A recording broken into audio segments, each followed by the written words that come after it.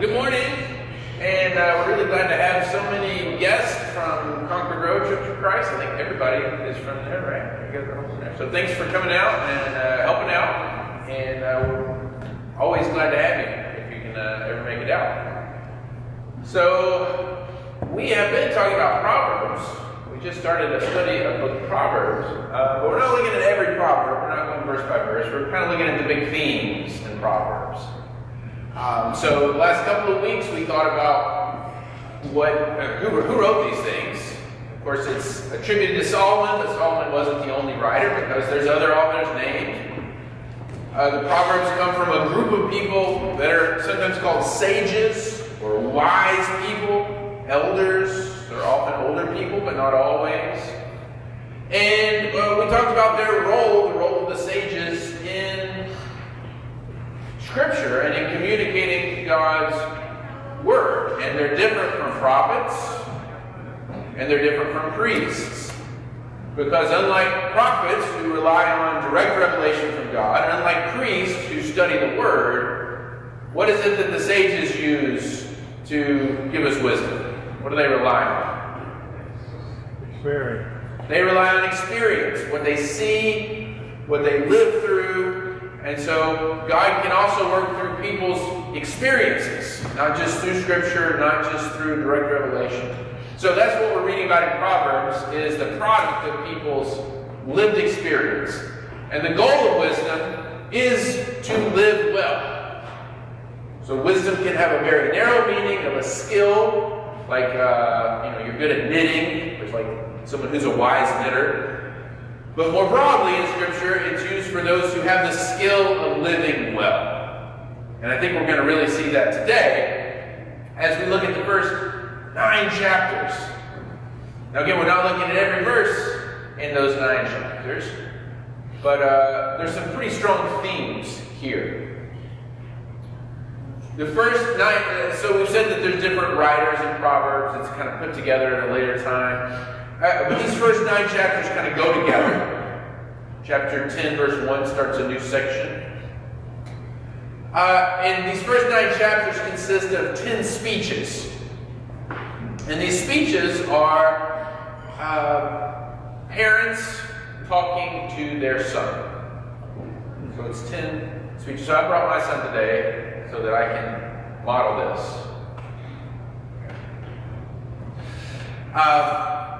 One of the things we talked about last time was that there really aren't any women in Proverbs. Proverbs is addressed to men, and it's pretty clear. There's all these references to what your wife does, but there's no reference to what your husband does.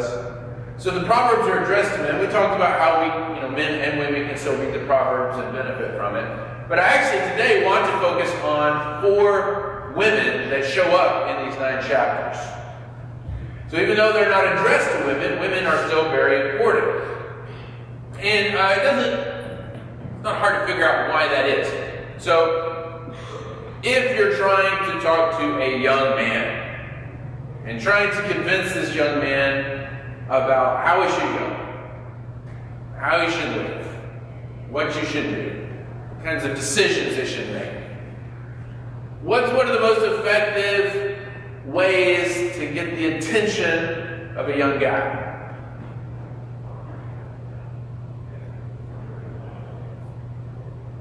It's not Mr. Beast. Good guess. A woman. Yeah. The image of a woman. And so that's the theme through here, is the good choice, or wisdom itself, is going to be portrayed as an attractive young woman who's a good option for this guy. But that's not the only woman here, although that's one of the primary figures. We actually start with the guy's mom. It's mom who is speaking to her son. So most wisdom is passed down in like courtly circles so that leaders and kings can be prepared for leadership. And that's mostly a men's world, kings and princes and such. But there are women around, and they're named explicitly here in Proverbs. So in chapter 1, verse 8, my son, hear the instruction of your father. So there we get the father and son. And do not forsake the law of your mother, for they will be a graceful ornament on your head and chains about your neck. So, father and mother, we get these parents passing on wisdom to their son, trying to talk to their son. This would be like maybe a young adult. This is the kind of life you should live. This is what we want for you. And the mom is named again in 6:20. My son, keep your father's command and do not forsake the law of your mother. So the same language is used there. So, the mother kind of slips out of view. It's easy to forget about her. But all of this instruction is coming from mom and dad. Mom and dad. So the mom's really important. So if I can get somebody to read, back in chapter 1, 18 through 19, we'll get a taste of one of these, I call them speeches, but what the parents are trying to pass on to their son. So I'll give you this microphone if someone's able to read. Got it, Howard? Chapter 1, verse 8 through 19. Yep. Proverbs 1, 8 through 19.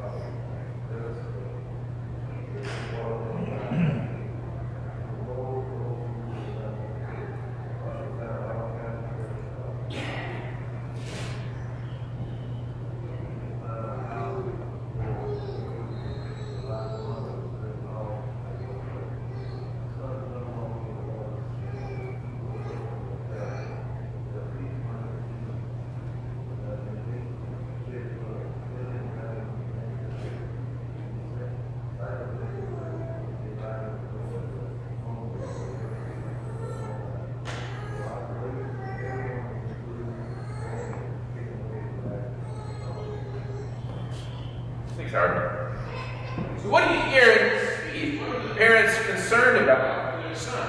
What's the risk that he's facing?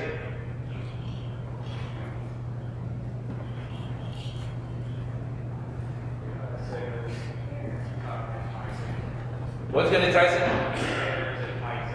Sinners enticing him? Yeah, what does that look like here?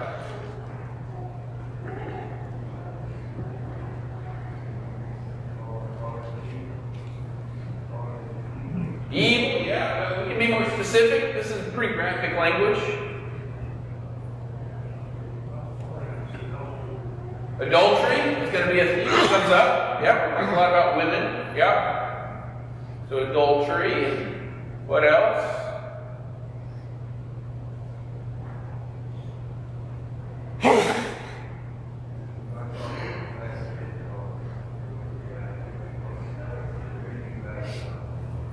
Bad examples? Absolutely. Yeah. What's the temptation here?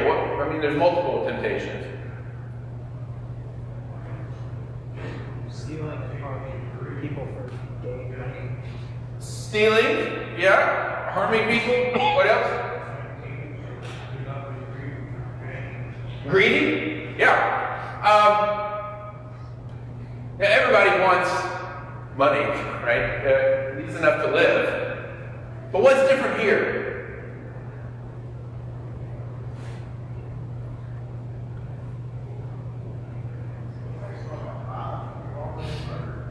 Yeah. And why would you go about getting money in that way? Stealing and harming people instead of going to work in the old-fashioned way. Lazy, yeah, or fast. Want the money fast. So, it was a stretch for some of us to think about like robbing and stealing and murdering. Like that seems kind of like another world. But if you think about this desire to get money quick, maybe shortcuts to wealth, and all the ways that we might cheat a little bit along the way to get what we want more quickly. I think it would be more relatable. So there's this desire for gain, there's this willingness to break rules to get it, and to harm people to get it. What else do you think is going on here? And again, think of a young adult guy. Like, what's the temptation here? It's not just for the money.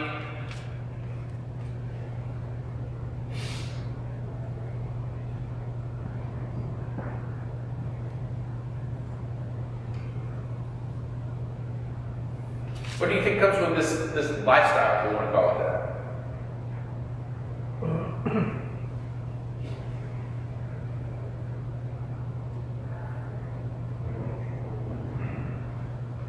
That's what the parents are going to say. Hey, there's trouble here, but that's not what the guy's thinking about.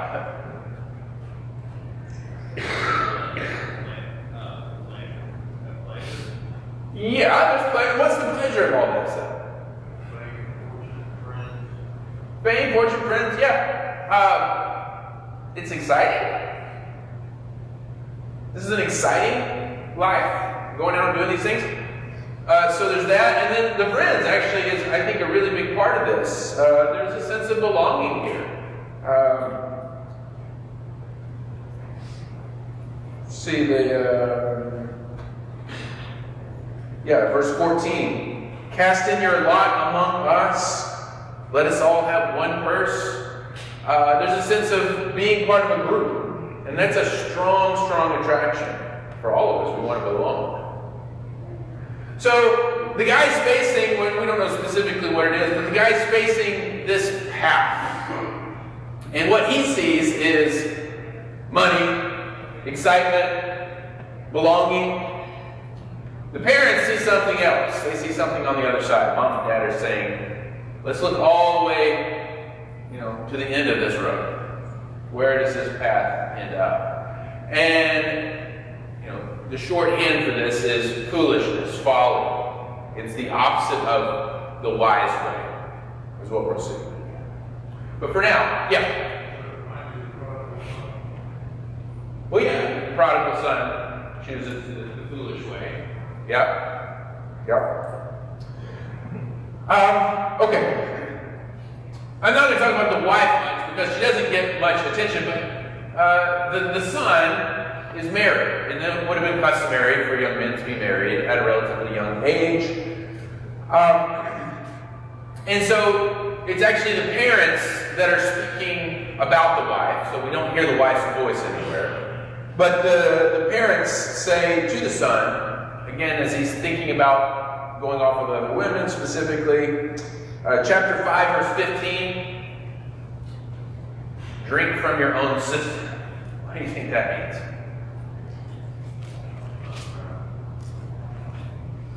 Yeah, don't mess around. Don't say. Yeah, simply put, drink from, don't be going out and drinking out of other people's fountains. Drink from your own cistern. Verse 16, should your fountains be dispersed abroad, streams of water in the streets, let them be only your own and not for strangers with you. Let your fountain be blessed. Here it is. And rejoice with the wife of your youth. That's how we know that's what it's talking about. As a loving deer and a graceful doe, let her breasts satisfy you all the time, and always be enraptured with her love. For why should you, my son, be enraptured by an immoral woman and be embraced in the arms of a seductress? So, let your wife be enough. That's what you're saying. So, not much about her, but she is present, so I want to mention her. That the wise way is to kind of be content with what you have, even if it's not this exciting life that we read about in chapter 1. There's a wisdom to this slower way, this domestic way. Now, this is exciting, the other way. So, some of our translations, the Hebrew uses a different word. Sometimes it's the immoral woman. But other here just means the one who's outside. We can even use the word foreign, and it has the connotation of a non-Israelite, but it's just any kind of other, any kind of foreign, out of the ordinary. Now, right off the bat, besides the fact that adultery is at play, what's the danger for an Israelite of being involved with foreign women? This is a theme throughout the Old Testament. You can turn them away from God. Yeah, because The foreign woman worship for God. worship foreign gods. That's right. They were in idols. This is the story of Solomon, who's probably the most famous one, but there are others. Yeah. So there's always a little bit of risk. Samson, another good example. There's always a risk of being involved with non-Israelite women, foreign or strange women. But it's more than that. So let me read a couple verses from chapter 5. This is where the parents are saying, stay with your wife and be faithful. So what's the danger? Chapter 5, verse 3. The lips of an immoral woman drip honey, and her mouth is smoother than oil. But in the end she is bitter as wormwood, sharp as a two-edged sword. Her feet go down to death. Her steps lay hold of hell, lest you ponder her path of life. Her ways are unstable. You do not know them. So again, something that seems really good and tempting in the moment, but if you look down the road, if you go down the steps, they're saying it doesn't lead to a good place. In fact, it leads to hell, instability, chaos, suffering, bad things. Okay, let's read a longer passage. So, all throughout this section, we get warnings about the other woman or the immoral woman. She's seductive. And it's not just sexual immorality that's concerned here. It's not just adultery, but this woman stands in, I think, for all the temptations that the guy is facing. She stands in for this whole other way of life or path. Okay, so it's not just limited to some sort of sexual thing about this woman.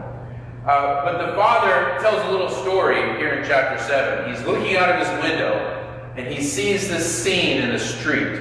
And he's going to use that to capture the allure of this way of life. So if someone would read Proverbs 7, 6 through 23. I'll bring you this mic. Yeah.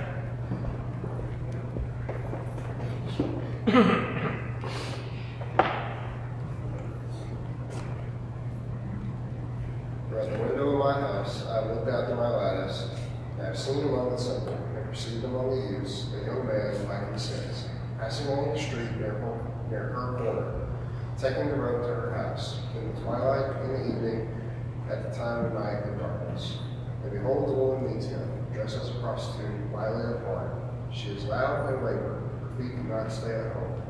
Now in the street, now in the market, and at every corner she lies awake. She seizes him and kisses him, and with bold face she says to him, I had to offer sacrifices, and today I have paid my vows. So now I have come out to meet you, to seek you eagerly, and I have found you. I spread my couch with coverings, colored linens from Egyptian linen. I perfumed my bed with myrrh and aloes and cinnamon. Come, let us take our fill of blood till morning. Let us delight ourselves with love. For if my husband is not at home, he has gone on a long journey. Take back money with him, at full moon he will come home. With much seductive speech she persuades him, with her smooth talk she compels him. All at once he follows her, as an ox goes to the slaughter, or as a stag is caught fast, till an arrow pierces its liver as a bird rushes into a snare. He does not know that it will cost him his life. Thanks. So, what's the danger here in this little vignette? Father sees this scene, he's telling his son, it's like a cautionary tale. What's the danger?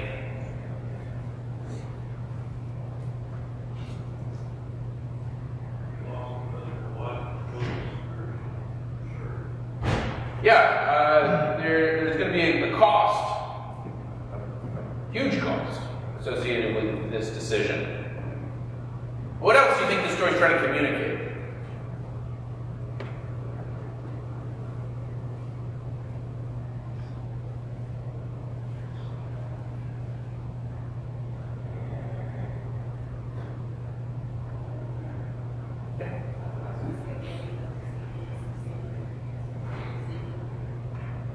Yeah, I mean, what do you hear here that's deceitful? There's a lot about image, surface, and then depth, right? What do you hear?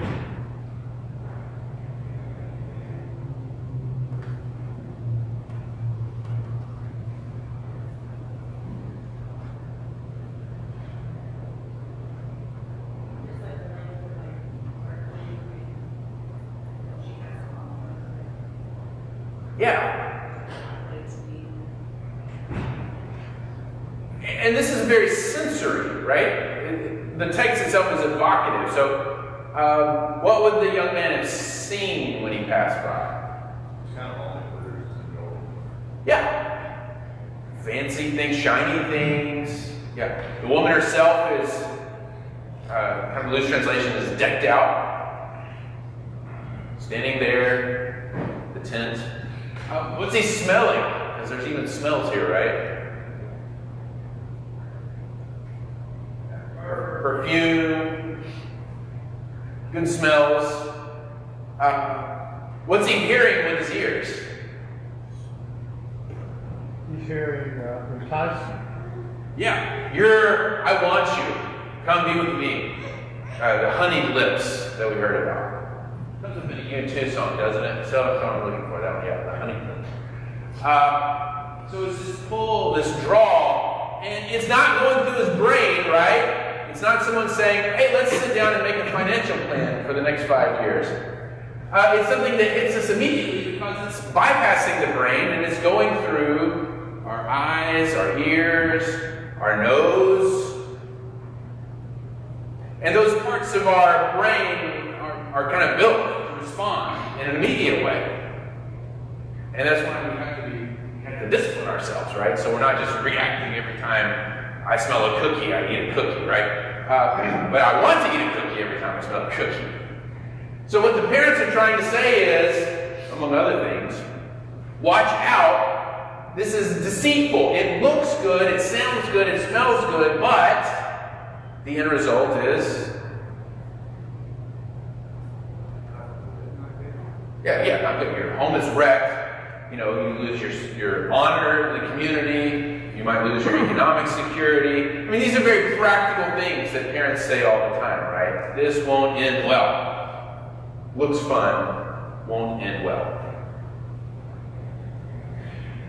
Now, I don't want to dwell at length on that. I think you get a sense of it. Again, it's not just a woman, but it's this whole lifestyle that we read about in chapter 1. Get rich quick. Don't worry about hurting people along the way. Excitement. The most important woman in these chapters is woman wisdom. And she's so important actually in the book of Proverbs that we're going to come back to her in a couple of weeks. And we're going to spend a lot more time because chapter 8 of Proverbs is all about woman wisdom. And there's some kind of extraordinary things there. But we'll talk about her a little bit for now. So she's the personification of wisdom. Remember, if you're trying to convince a young man, one way to do that is by presenting this attractive woman as an option. So we get 2 attractive women. Woman folly will come to her in a minute, and woman wisdom. Can somebody read back to chapter 1, verses 20 to 33? This is the last part of the parents' first speech. Oh, yeah. Great. 28 to 33. Thanks. Wisdom calls aloud outside. She raises her voice in the open squares. She cries out in the chief concourses, at the openings of the gates in the city. She speaks her words. How long, you simple ones, will you love simplicity? For scorners delight in their scorning, and fools hate knowledge. Turn at my rebuke. Surely I will pour out my spirit on you. I will make my words known to you. Because I have called and you refused. I have stretched out my hand and no one regarded. Because you disdained all my counsel and would have none of my rebuke. I also will laugh at your calamity. I will mock when your terror comes. When your terror comes like a storm and your destruction comes like a whirlwind, when distress and anguish come upon you, then they will call on me, but I will not answer. They will seek me diligently, but they will not find me, because they hated knowledge and did not choose the fear of the Lord. They would have none of my counsel and despise my every rebuke. Therefore they shall eat the fruit of their own way and be filled to the full with their own fancies. For the turning away of the simple will slay them, and the complacency of fools will destroy them. But whoever listens to me will dwell safely and will be secure without fear of evil. Thank you very much. So this is the words of Lady Wisdom, or woman wisdom. And what she's saying, if you follow her, if you go after her, actually, the dad at one point says, I think in chapter 7, verse 4, he says, marry her. Marry her. Although it's a little weird, it says, make her your sister, which sounds strange, but if you read Song of Songs, like that's actually wife language, sister, wife, I don't know. But go to bed with wisdom. Marry wisdom. Be committed to the way of wisdom. And what does she offer in contrast to what we've seen on this other path?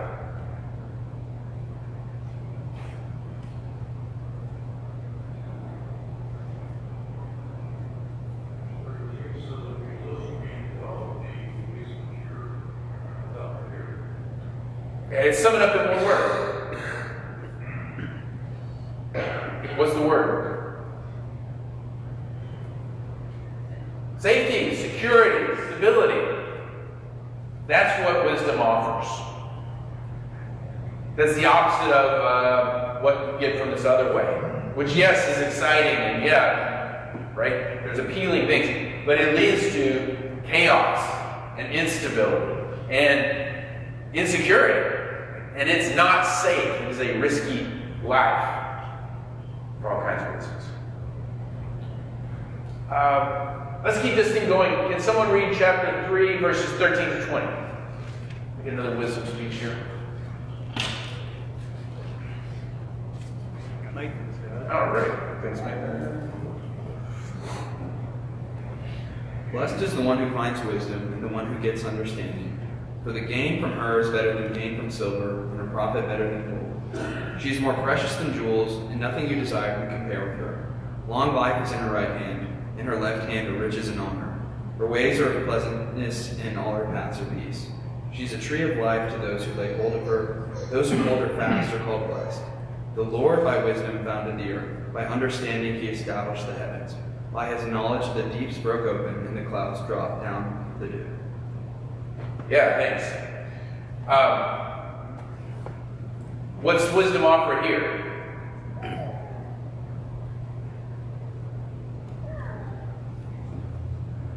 Now it's like tangible things in this life. Yeah, like what? Gold, jewels,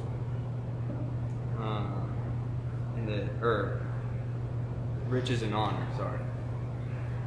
Yeah. Is gold, are gold and jewels what are on offer? That's What do you guys think? Long life. Long life, yeah. What about the wealth?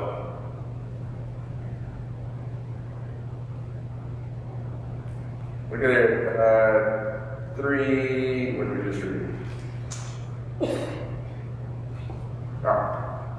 14, 15.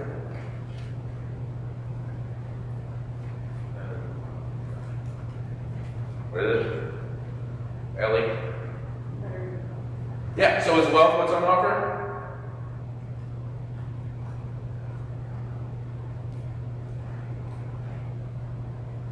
It's better than. Better. So, we're going to hear a lot about wealth in Proverbs. There is a sense in which following the path of wisdom does lead to prosperity. We're going to hear that.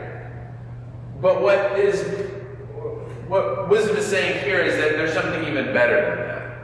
There's something more to life than the wealth. Rubies and gold. We do hear, Thomas, a long life, right? So that goes back to stability, security. This kind of shoot 'em up life of chapter 1, not going to live long, probably. Short and fast. But long life, did you see anything else? I mean, Nathan's right. These are tangible, this-worldly benefits of living wisely. Verse 18 talks about happiness. Yeah, happiness. And it's connected there. Actually, I'm glad you brought verse 18 up. It's connected. We get an image in verse 18 that reminds us of another biblical story. Did you pick up on that? What is it? The tree of life. Yeah. The tree of life, or the tree in the garden. So there's a connection here, and this is actually really common in the wisdom literature. Think about Psalm 1. Blessed is the man who walks in the ways of the Lord, right? He's like a tree planted by the waters. That's calling back to the tree in the garden. There's a sense here in which the way of wisdom is just the way that God made us to live. The way we were created to live. So living wisely is like, it's like changing your oil in the way that your car manual says to change your oil, right? It's just like you're doing it the way that it was supposed to be done. You're living your life in the way you were built to live. And just like if you treat your car the way it was meant to be treated, you'll get more life out of your car under normal circumstances. If you live in the way you were meant to live, you'll get more out of your life than you would otherwise under normal circumstances.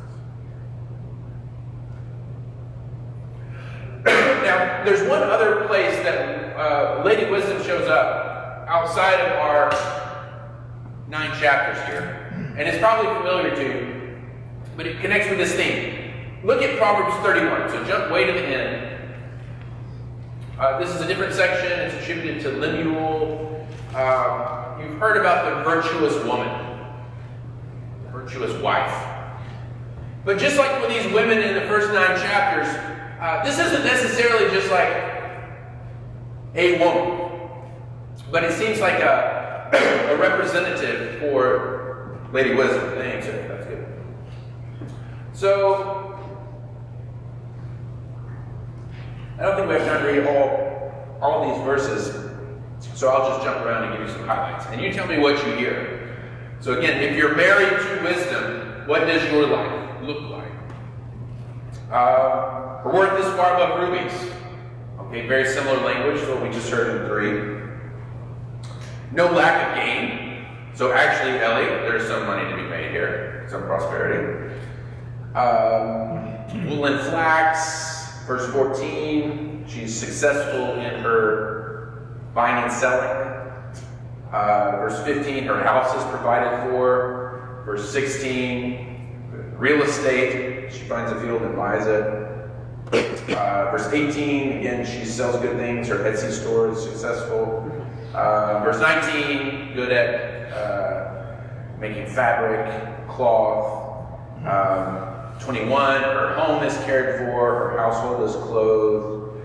23, her husband is known among the elders, so good reputation. Verse 25, strength and honor are her clothing. She will rejoice, happiness. Verse 26, she opens her mouth with wisdom and kindness. Verse 28, her children rise up and call her blessed.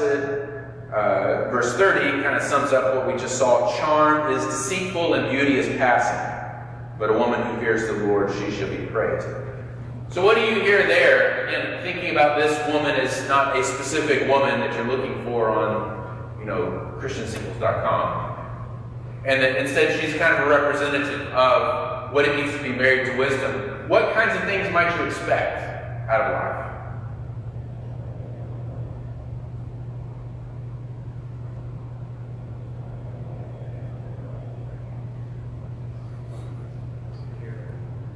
Security, yeah. What does that look like? We get a lot of specifics here.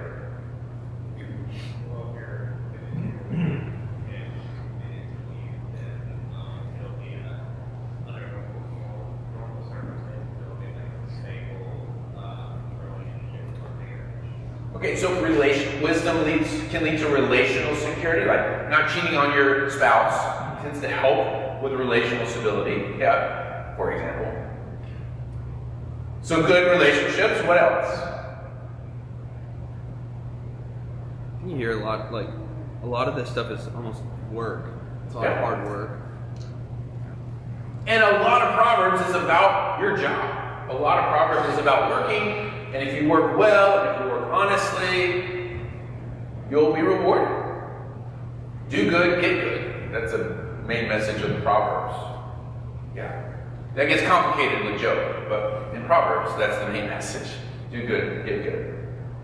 Yeah. So, we can talk about relationships, we can talk about work, career in our language. The household, like life is just good. There's joy here. There seems to be the happiness here. People are cared for. There's honor and status, right? Remember in chapter 1, the son is looking for belonging. I want to be part of the group. Well, it comes with the way of wisdom too. It's just a long game. Building up status and honor. So these are some of the benefits of marrying wisdom or being with woman wisdom. Her nemesis is folly. And I'll just give you the invitation there. Kind of wrap up. So back to chapter 9. Verse 13, a foolish woman or the woman of folly is clamorous. She's simple and knows nothing. She sits by the door of her house on a seat by the high places to call to those who pass by, who go straight in their way. Whoever is simple, let him turn in here. And as for him who lacks understanding, she says to him, stolen water is sweet, and bread eaten in secret is pleasant. But he does not know that the dead are there, and that her guests are in the depths of hell. Lots of graphic imagery. Right? So that's the nemesis of wisdom. That's Lady Folly. But let me conclude with these first few verses of chapter 9. Because this is the invitation of woman wisdom. And I want you to hear echoes of Jesus too, because Jesus was a wisdom teacher, especially in the Sermon on the Mount. Wisdom has built her house. Remember about the wise man builds his house on the rock. She's hewn out her 7 pillars. She's slaughtered her meat. She's mixed her wine. She's furnished her table. She's sent out her maidens. She cries from the highest places. So 2 women, both crying, both inviting. Whoever is simple, let him turn in here. Both of them say the same thing. The simple here, like immature, young. Come to me. Come, eat my bread. Drink of the wine I have mixed. Forsake foolishness and live, and go in the way of understanding. And I'll skip down to verse 10. The fear of the Lord is the beginning of wisdom. We talked about that last week. It's foundational to Proverbs. The knowledge of the Holy One is understanding. For by me your days will be multiplied, and years of life will be added to you. If you are wise for yourself, and if you scoff, you will bear it alone. So the promise of wisdom is long life, happiness, stability, good relationships, decent job, good reputation.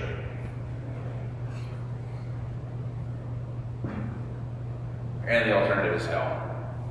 Thank you very much. We'll be back here in about 10 minutes, 15 minutes for worship at 5:30. So, again, we're really glad you're here for all of our guests. Thanks.